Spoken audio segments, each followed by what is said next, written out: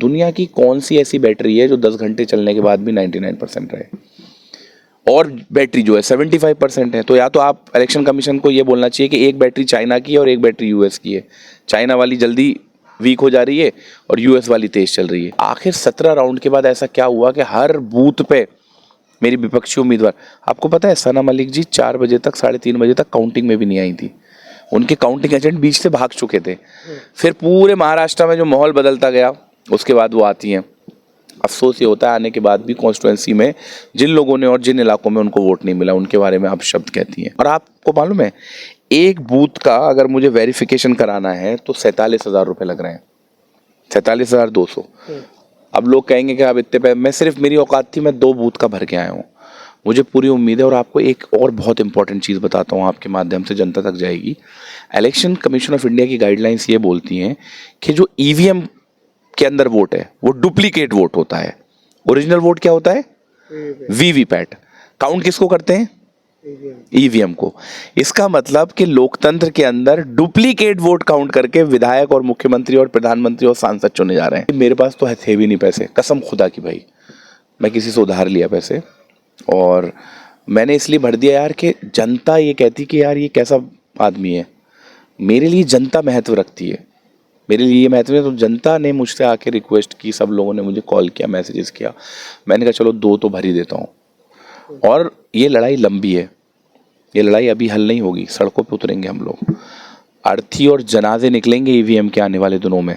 अगर supreme court ने कोई भी जो है किसी भी तरह का अगर आने वाले दिनों की रूपरेखा तय नहीं करी, आपको दिखेगा जिस जनता के अंदर आक्रोश है। अभी मैं कुछ भी बोलूँगा लोग कहेंगे हार गया इसलिए बोल रहा है। यकीन मानिए जो मेरी लड़ाई है या जो मेरी विचारधारा या मेरी सोच है वो विधायक बनने से ऊपर है। ये मसला लोकतंत्र का है। आप अभी सड़कों पे निकल जाओ, हर व्यक्ति ईवीएम पे सवाल उठा रहा है। लोकतंत्र है क्या? लोकतंत्र जनता के द्वारा जनता के लिए दिए हुए एक इंस्ट्रूमेंट है। मुंबई टीवी, हर खबर सच के साथ। मैं उज्जैन से, आप देख रहे हैं मुंबई टीवी। जैसे मैं आपको विधानसभा का तमाम तरीके का जो चुनाव हुआ था सब चीज़ दिखाया, इसके बाद कहीं ना कहीं जो अब ईवीएम पे सवाल उठ रहे हैं इसको देखते हुए फ़हाद अहमद ने भी एक जो सुप्रीम कोर्ट से अपील की, एक एप्लीकेशन फाइल किया है। फ़हाद अहमद हमारे साथ में मौजूद, उनसे बात करेंगे क्योंकि जिस तरीके से अणुशक्ति नगर विधानसभा का जो वोटिंग हो रहा था और काउंटिंग हो रहा था उस दौरान किस तरीके से फ़हाद अहमद कई राउंड में आगे चल रही थी और उसके बाद में 17 राउंड उसके बाद आखिर में 2 राउंड में से क्या हुआ कि आप बचा था। देखिए मैं चुनाव हार गया हूँ, अभी मैं कुछ भी बोलूँगा लोग कहेंगे हार गया इसलिए बोल रहा है। यकीन मानिए जो मेरी लड़ाई है या जो मेरी विचारधारा या मेरी सोच है वो विधायक बनने से ऊपर है। ये मसला लोकतंत्र का है। आप अभी सड़कों पे निकल जाओ, हर व्यक्ति ईवीएम पे सवाल उठा रहा है। लोकतंत्र है क्या? लोकतंत्र जनता के द्वारा जनता के लिए दिए हुए एक इंस्ट्रूमेंट है जिससे हमारी सरकारें बनती हैं। तो मैं लोगों से कहता हूँ इस मुद्दे को आप किसी भी हार और जीत से बढ़ के देखो, मुख्यमंत्री प्रधानमंत्री से बढ़ के देखो। लोगों का विश्वास खत्म हो रहा है। अगर इसी तरह का हाल रहा तो आने वाले दिनों में लोग वोट डालने नहीं आएंगे। तो उनके विश्वास को दोबारा अर्जित करने के लिए इस देश की कोर्ट, इस देश का इलेक्शन कमीशन ऑफ इंडिया, उन लोगों को पहल करने की ज़रूरत है। इसलिए मैं कह रहा हूँ, अब आप देखिए 20 तारीख को जिस दिन पोलिंग हुई उस दिन मेरे पोलिंग एजेंट जो 6 बजे पहुँच गए थे उनको अंदर नहीं लिया गया। कहा गया आपके साइन मैच नहीं हो रहे हैं। 1 घंटे के बाद जब मैं जाना चालू किया तो उन्होंने अंदर लेना चालू कर दिया। और आपको मालूम है जब पोलिंग एजेंट पहुंचता है उसके बाद मॉक ड्रिल होता है, ईवीएम की चेकिंग होती है। मेरे पोलिंग एजेंट आपने नहीं लिए, मुझे क्या पता आपने क्या, मेरा शक है, आप मेरा शक दूर कीजिए। दुनिया की कौन सी ऐसी बैटरी है जो 10 घंटे चलने के बाद भी 99% रहे, और बैटरी जो है 75% है। तो या तो आप इलेक्शन कमीशन को ये बोलना चाहिए कि एक बैटरी चाइना की है और एक बैटरी यूएस की है, चाइना वाली जल्दी वीक हो जा रही है और यूएस वाली तेज चल रही है। इतना सब स्टैंडर्ड क्यों? तीसरी बात यह है कि आखिर 17 राउंड के बाद ऐसा क्या हुआ कि हर बूथ पे मेरी विपक्षी उम्मीदवार, आपको पता है सना मलिक जी 4 बजे तक 3:30 बजे तक काउंटिंग में भी नहीं आई थी, उनके काउंटिंग एजेंट बीच से भाग चुके थे। फिर पूरे महाराष्ट्र में जो माहौल बदलता गया उसके बाद वो आती हैं। अफसोस ये होता है आने के बाद भी कॉन्स्टिट्यूंसी में जिन लोगों ने और जिन इलाकों में उनको वोट नहीं मिला उनके बारे में आप शब्द कहती हैं। इस बात का मैं किसी से नाराज़ नहीं हूँ। मुझे ये लगता है कि जनता ने जो फैसला लिया उनको पता है उन्होंने क्या फैसला लिया, मशीनों ने क्या फैसला लिया वो मशीनों को पता है। इसीलिए मैं ये कहना चाहता हूँ कि लोकतंत्र को बचाने के लिए, लोकतंत्र पे विश्वास बचाने के लिए। और आपको मालूम है, एक बूथ का अगर मुझे वेरिफिकेशन कराना है तो 47,000 रुपये लग रहे हैं, 47,200। अब लोग कहेंगे कि आप इतने पे, मैं सिर्फ, मेरी औकात थी, मैं 2 बूथ का भर के आया हूँ। मुझे पूरी उम्मीद है। और आपको एक और बहुत इंपॉर्टेंट चीज़ बताता हूँ, आपके माध्यम से जनता तक जाएगी। इलेक्शन कमीशन ऑफ इंडिया की गाइडलाइंस ये बोलती हैं कि जो ईवीएम के अंदर वोट है वो डुप्लीकेट वोट होता है। ओरिजिनल वोट क्या होता है? वीवीपैट। काउंट किसको करते हैं? ईवीएम को। इसका मतलब कि लोकतंत्र के अंदर डुप्लीकेट वोट काउंट करके विधायक और मुख्यमंत्री और प्रधानमंत्री और सांसद चुने जा रहे हैं। कितनी बड़ी विडंबना है, ये बहुत ही गंभीर सवाल है। मैं आप लोगों के माध्यम से कहना चाहता हूं, जनता, फहद विधायक बनता है नहीं बनता है ये मुद्दा नहीं है। मुद्दा ये है कि हमारा डुप्लीकेट वोट काउंट हो रहा है। आप बोलते हैं हमें अमेरिका बनना है, आप बोलते हैं हमें फ्रांस बनना है, आप बोलते हैं हमें जर्मनी की तरह बनना है। वहाँ पे जिन लोगों ने ये मशीनें बनाई, जो जो टेक्नोलॉजी लेके आए, उन्होंने टाटा बाय बाय कर दिया। क्यों किया? उनको पता चला ये राइट विंग वाले एलन मस्क को अपना पापा मानते हैं, बड़े खुश होते हैं एलन मस्क के नाम पे। एलन मस्क ने क्या बोला? मैं नहीं बोल रहा हूँ, क्या बोला? कि ईवीएम को टैंपर किया जा सकता है। तो आप इन सवालों का जवाब दीजिए। और फहद अहमद ईवीएम पे सवाल जीत जाता तब भी उठाता, आगे पहले क्यों नहीं उठाया? मतलब उठाया। लगातार पिटिशंस जो है वो हमारे जो अलायंस पार्टनर्स हैं उन्होंने हमेशा से वो जो है पिटिशंस दी। हरियाणा के बाद नहीं दी थी क्या? हरियाणा से पहले नहीं दी थी क्या? अखिलेश यादव जी ने क्या बयान दिया था पार्लियामेंट में? हम हार जाएंगे तब भी ईवीएम के खिलाफ उठाएंगे, और जीत जाएंगे और जीत के आके हम ईवीएम बदलेंगे। ऐसा है। लेकिन सरकार, ये हम लोगों की एक ऐसी परिभाषा गठित की जाती है कि विपक्ष जब हार जाता है तब ईवीएम की बात करता है। तो नितिन गडकरी जी ने क्यों बयान दिया था ईवीएम के खिलाफ? बीजेपी की पूरी पार्टी क्यों ईवीएम के खिलाफ बोलती थी? तो मेरी आपके माध्यम से जनता से अपील है, ये मुद्दा हार और जीत का नहीं है। ये मुद्दा देश के सबसे बड़े दुनिया के सबसे बड़े लोकतंत्र की प्रक्रिया के ऊपर जो सवाल उठ रहे हैं उसको बचाने के लिए मुद्दा है। हम नहीं चाहते कि हमारे देश का लोकतंत्र बांग्लादेश जैसा हो, श्रीलंका जैसा हो, पाकिस्तान जैसा हो, जो पड़ोसी मुल्क है हमारे। कंपैरिजन की बात नहीं है। हम ये चाहते हैं हमारे देश के लोकतंत्र की जड़ें मजबूत हों। उसके लिए ज़रूरी है कि ईवीएम के ऊपर जितने संशय, हम बोलते हैं हम गलत हैं, मान लिया, सुप्रीम कोर्ट को वीवीपैट की काउंटिंग करा देना चाहिए। हम बोलते हैं चलो हमें गलत साबित कर दो आप। और आप ये क्या मजाक बना रहे हैं कि 47,000 रुपये आपको जमा करने हैं एक बूथ के लिए? आप ये बोलते हैं कि चुनाव जो है 40 लाख रुपए में लड़ा जाएगा। अभी तो जैसे 5% की इजाज़त है कि 5% की आप री वेरिफिकेशन, और री वेरिफिकेशन में वीवीपैट काउंट नहीं होता है, मॉक पोलिंग होती है। आप सोच रहे हो क्या मजाक है? मॉक पोलिंग होगी, उसमें पैसा क्यों भर दिया? आपको पता है मॉक पोलिंग ऐसा था कि सब लोगों ने ये बोला, भाई मेरे पास तो थे भी नहीं पैसे, कसम खुदा की भाई मैं किसी से उधार लिया पैसे, और मैंने इसलिए भर दिया यार कि जनता ये कहती कि यार ये कैसा आदमी है।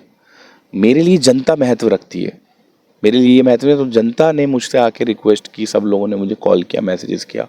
मैंने कहा चलो 2 तो भर ही देता हूँ। और ये लड़ाई लंबी है, ये लड़ाई अभी हल नहीं होगी। सड़कों पे उतरेंगे हम लोग, अर्थी और जनाजे निकलेंगे ईवीएम के आने वाले दिनों में। अगर सुप्रीम कोर्ट ने कोई भी जो है किसी भी तरह का अगर आने वाले दिनों की रूपरेखा तय नहीं करी, आपको दिखेगा जिस जनता के अंदर आक्रोश है ईवीएम को लेके। तो फहद अहमद जिस तरीके से लगातार अभी एप्लीकेशन भी फाइल कर चुके, तो ये एप्लीकेशन का आपको क्या लाभ मिल सकता है? क्योंकि लोगों को भी इस चीज़ के बारे में इतना पता नहीं है। जिस तरीके से मेरे ख्याल से आप इस तरीके का जो एप्लीकेशन दायर करें, ये शायद पहली बार ऐसा हुआ नहीं। इसका ये लाभ मिल सकता है कि शायद सुप्रीम कोर्ट का मन हुआ, कोई जज का मूड अच्छा हुआ। आजकल सुप्रीम कोर्ट के जज भगवान से और बड़ा प्रार्थना करते हैं, करना चाहिए प्रार्थना, बिल्कुल करना चाहिए। हम तो हर हिंदू भाई को बोलते हैं कि प्रार्थना करना अच्छी बात है, नमाज पढ़ना भी अच्छी बात है, लेकिन प्रार्थना जब कर रहे हो तो फिर सच्ची प्रार्थना करो। सच्ची प्रार्थना में इंसाफ होता है। तो अगर इंसाफ होता है तो आप लोग जो है वीवीपैट की काउंटिंग कराओ पूरे महाराष्ट्र के अंदर, दूध का दूध पानी का पानी हो जाएगा। इसलिए लगातार आप लोग सवाल उठा रहे हैं, तो क्या डेमोक्रेसी को फिर किस तरीके से बचाया जा सकता है? क्योंकि अगर इसी तरीके से ज़्यादा सीट आती रहेगी, क्योंकि अब लोग ये भी कह रहे हैं कि इतनी ज़्यादा सीट आई गई है ताकि ये जो अडानी का प्रोजेक्ट है उसे आराम से पास कर ले, लोग का आरोप भी ऐसा लग रहा है। नहीं, आपने कहीं भी जश्न देखा? जैसे 2014 में नरेंद्र मोदी जी जीते थे, आपने जश्न देखा था? हर गली पे, हर नुक्कड़ पे, हर मोहल्ले में। इतनी बड़ी जीत हो गई, आपको उस तरह का जश्न दिखा? नहीं दिखा होगा। जनता निराश है। और देखिए, लोकतंत्र जो है वो सरकारें मजबूत नहीं करती, सड़कें मजबूत करती हैं। जब संसद आवारा हो जाता है, तभी संसद आवारा होता है जब सड़कें सुनसान हो जाती हैं। तो सड़कों को हम लोग सुनसान नहीं होने देंगे। और मुझे पूरी उम्मीद है सरकारें जो है वो आंदोलन से, पहले भी बहुत बार हुआ ना, जेपी आंदोलन देखिए, आज़ादी का आंदोलन देखिए, अन्ना आंदोलन धोखा था लेकिन सरकार की उस वक्त को नींव हिला दी थी। आंदोलन होगा, बड़ा आंदोलन होगा आने वाले दिनों के अंदर। और हम लोग अग्रणी भूमिका, मैं शरद पवार साहब की अध्यक्षता में एक मीटिंग थी, मैं वहाँ बोल के आया कि ये राष्ट्रवादी का कार्यकर्ता जिस भी मुद्दे को, जो जनता का मुद्दा होगा, उसके लिए लाठी भी खाने को तैयार है और जेल भी जाने को तैयार है। यानी अभी आप आंदोलन करेंगे, कंफर्म हो चुका है? हाँ, आपको पता है मैं तो पहले भी आंदोलन करता था, आंदोलन कर करके यहाँ पहुँचा हूँ, तो आंदोलन आगे भी करेंगे। उसकी रूपरेखा तय होगी। ऐसा है ना, कुछ चीज़ें इंडिविजुअली फैसला नहीं लिया जाता। जब आप पार्टी में होते हैं तो पार्टी एक बड़ी रूपरेखा तय करके, बहुत सारे स्टेक होल्डर्स होते हैं, उनसे बातचीत करके सारी चीज़ें करती है। तो वही हम लोग आने वाले दिनों में करेंगे। अच्छा, क्या चूक हो गई थी जो इतने कम मार्जिन, मतलब से उनकी तो जीत हुई है मगर आपकी जो हार हुई, क्या चूक, कहीं चूक लग रहा है क्या आपको? नहीं, देखिए, पहले तो मैं यही कहूँगा कि एक बड़ा मुद्दा ये रहा कि जिस तरीके से अंधाधुंध पैसे का इस्तेमाल हुआ, साड़ियाँ बांटी गई, पैसे बांटे गए। दो जगह तो मैं, इलेक्शन कमीशन शायद आराम कर रहा था, थक जाते थे, दिन भर मेहनत करते थे वो लोग, आराम कर रहा था। जिस तरह से सुबह 5 बजे तक भी भारत नगर में और कई सारे इलाकों में साड़ियाँ और पैसे बांटे गए, वो बड़ा ही दुर्भाग्यपूर्ण था। आपने देखा होगा चुनाव के दिन एक बूथ पे 15-15 टेबल लगी हुई थी पिंक कलर की, पिंक कलर के कुर्ते, पिंक कलर की साड़ियाँ, पिंक कलर के मफलर, वो सब क्या था? इनडायरेक्टली प्रचार हो रहा था। इलेक्शन कमीशन ने आंखें मूंद ली थी, बोले को जब तक सिंबल नहीं होगा। अरे यार, दुनिया के अंदर कोई भी चीज़ कॉन्टेक्स्ट के साथ समझी जाती है। आप विदाउट कॉन्टेक्स्ट के अगर किसी चीज़ को, मगर बगैर बैकग्राउंड के किसी चीज़ को समझोगे तो आपको कुछ भी समझ नहीं आएगा। इतने इतने बड़े अधिकारी हैं, पढ़े लिखे लोग हैं, उसके बाद कहते हैं उस पर चुनावी सिंबल नहीं है। अरे, पिंक कलर का पूरा एकदम से, ये कहाँ, लड़के कब से पिंक पहनने लगे? आप चीता कैंप के लड़कों को कभी पिंक पहने देखा है तुमने? हैं? भाई, मुझे कोई पिंक कलर से प्रॉब्लम नहीं है, मैं तो पहन लेता हूँ, लेकिन उतनी कॉन्शियसनेस कहाँ थी कि एकदम से सबके घर से पिंक कुर्ते निकल आए, पिंक मफलर निकल आए, पिंक साड़ियाँ निकल आई, पिंक कैप निकल आए। क्या था यार, मजाक बना के रख दिया। मैं यही कहना चाहता हूँ कि चुनाव के रिजल्ट जो भी रहे हों, ये जो सुप्रीम कोर्ट की लड़ाई है, इलेक्शन कमीशन की लड़ाई, ये चलती रहेगी। आने वाले 90 दिनों में हमारी विधायक सना मलिक जी को रिपोर्ट कार्ड दिखाना होगा कि उन्होंने ड्रग्स के लिए किस किस को लेटर लिखा, उस पर क्या कार्रवाई हुई, क्या फॉलोअप लिया गया, स्कूल के लिए उन्होंने क्या क्या 90 दिनों में कार्रवाई की। 90 दिनों तक हम उनको कुछ नहीं बोलने वाले हैं, क्योंकि 90 दिन दिए जाने चाहिए उनको कागजी कार्रवाई के लिए, एक अच्छी विपक्ष की भूमिका निभाने के लिए। मुझे लगता है 90 दिन के बाद फहद नाक में दम करेगा हर उस मुद्दे पे जो उन्होंने वादा किया और जो मैंने वादा किया, दोनों का मैनिफेस्टो उनको पूरा करना पड़ेगा। तो फहद भाई कहीं लापता तो नहीं हो जाएंगे 90 दिनों के बाद? क्योंकि चुनाव था, जिस तरीके से कहते हैं कि एक बरसाती की मेंढक की तरह कई नेता आते हैं और फिर लापता हो जाते हैं, उस तरीके से फहद भाई तो नहीं रहेंगे? अभी आपका भाई 5 घंटे पदयात्रा करके आ रहा है चीता कैंप में। शौक है, राजनीति धंधा नहीं है यार। ये सब नहीं करूँगा तो बीमार पड़ जाऊँगा। मेरे साथ चला करो, तुम लोग थक जाओगे। 5 घंटे, अभी 5 घंटे पदयात्रा करके आ रहा हूँ, लोगों से कह के आया हूँ विधायक कोई भी हो, लोगों के काम हम करेंगे। अगर धंधा होता तो दुकान बंद करके चले जाते कहीं और।